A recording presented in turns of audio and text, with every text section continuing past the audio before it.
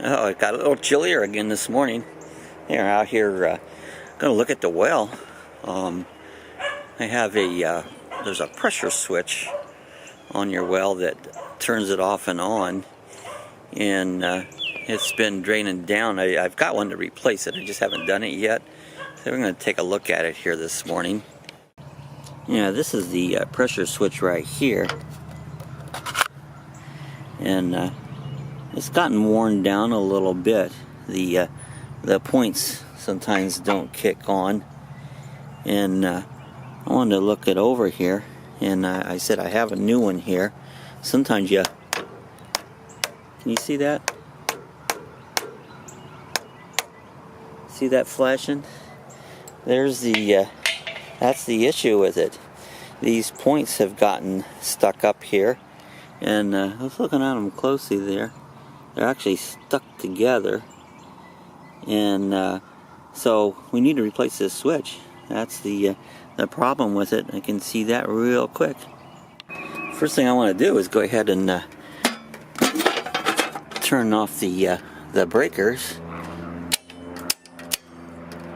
That should cut the power off out there to the well. Alright, what I'm doing here is I opened up this faucet here. Looks like we got pretty good pressure yet, but I'm going to run the water till the tank empties out, so that tank is not full. Alright, first thing I want to check and make sure I have the power off, which is very important. So I'm going to take a continuity tester. It says 0, 0, 0, 0. So, looks like we have the power off, and that's very important, so you don't want to get shocked. Alright, here's the new pressure switch. It's a 40-60. What that means, when the pressure goes below 40, it'll kick on. When it reaches 60, it shuts off. And that gives us somewhere between 40 and 60 pounds of water pressure in the house. This is the water tank, and it's pressurized. You'll see there's right here, looks like a thing for a tire. And what it should have in here for this, I need 38 pounds of pressure in this tank when it's empty, and it should be empty now. And this way it knows when to cut off and on, so I gotta adjust that, make sure it's 38 pounds. Alright, this is the old one here, and this is the new one.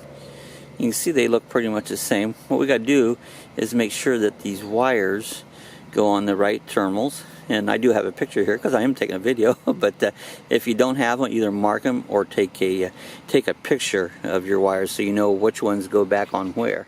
Alright, if you see the old pressure gauge, it's all corroded up, doesn't work. So we got a new pressure gauge. So we're going to add a new one of these so we can actually see what our pressure is. Alright, this is the new pressure gauge. You can see the threads here. Got this Teflon tape. So we're going to be wrapping those threads with Teflon tape to help prevent leaks or anything.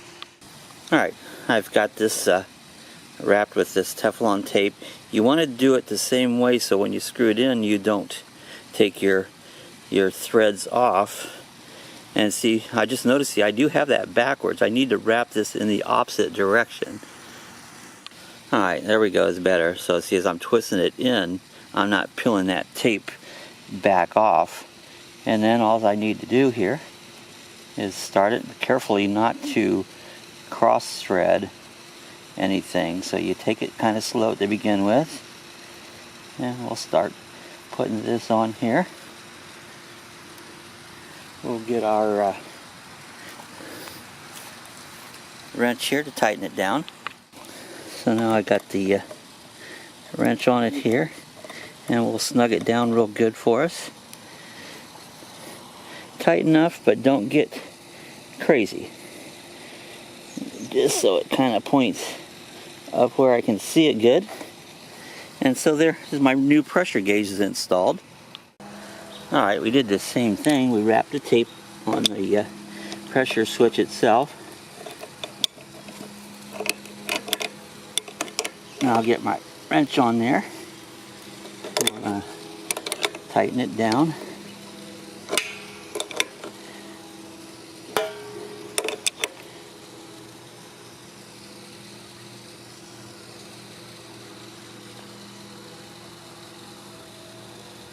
Looks pretty good right there. Hopefully it'll be tight enough without any leaks. Alright, I've got the wires all hooked back up, and next thing we'll button it up. Check the pressure here on the tank. It should be 38 pounds, 2 pounds less than the lower. It's 40, so it'll be 2 pounds less, and go from there. Alright, here's the moment of truth. We're going to flip the breakers on, run out there, and check it out real quick, so we're going to see what happens. We're watching the switch come up here. It should go off at 60. And that's what it did. It came right off at 60. That's supposed to be the kickoff size. Let's run a little water, see what happens here now. Alright, we got the water running. We're going to go out here to the pump and see if it kicks back on. I get out of breath really early, back and forth to the thing. And I think it kicked on. Yeah, it was down to about 40.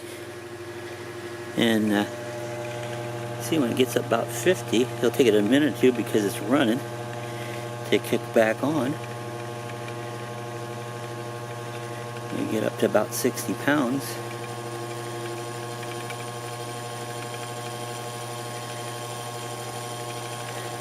Without it running, it'll recover quicker. And see, it'll run a lot longer when you got water running here. It's got the hose running up there, getting closer to 60.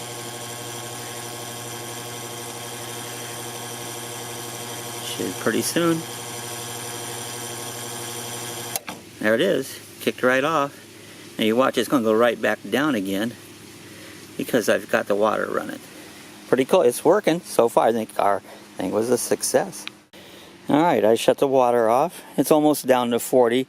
I didn't go quite low enough for it to kick back on again, but it will. So this is our water pressure switch replacement.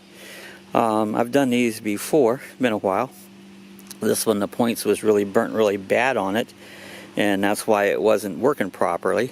So we should be good to go right now. These tanks, sometimes they have a bladder in them. I've had them get holes in them, and then you have to replace the whole tank. They can be a little pricey, 300 plus, but I've done that a couple times. I really should set out here and build a little shed over top of this, and it would probably help these tanks last a little bit longer on it. I had an idea. I think this tank looks like a minion. Maybe we'll paint it yellow and make it look like a minion. What do you think? I think that'd be fun. Alright, this is my water pressure switch replacement. I hope it helped any of us out there that wants to replace a switch.